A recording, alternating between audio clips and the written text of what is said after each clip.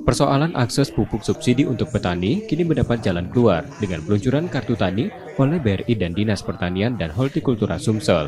Program sebagai salah satu implementasi Nawacita, bidang ketahanan, kemandirian, dan kedaulatan pangan nasional dengan penyatuan data informasi.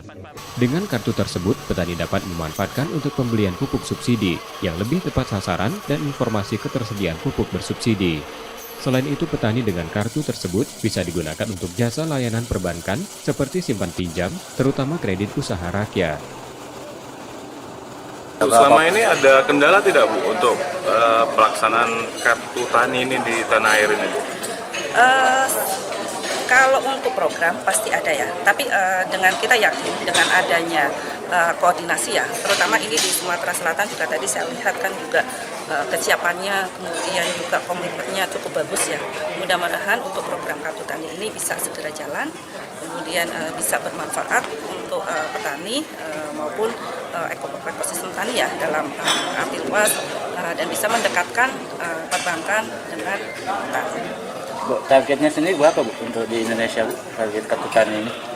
Kalau untuk kartu tani sendiri, untuk BRI kita ada itu dibagi beberapa himbara ya atau bank. Kita BRI ada di 22 provinsi.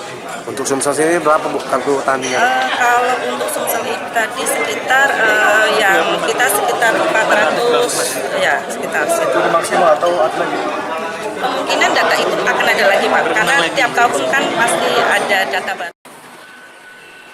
Di Sumsel luas areal pertanian mencapai 470.602 hektar dengan jumlah petani yang terdaftar di simultan 789.509 kartu keluarga. Tahun 2022, jumlah petani yang melakukan penebusan melalui rencana definitif kebutuhan kelompok sebanyak 424.000. Dengan jumlah tersebut perlu dorongan di 17 kabupaten dan kota segera melakukan input rencana definitif kebutuhan kelompok. Yudi Kiswanto, Kompas TV, Palembang, Sumatera Selatan.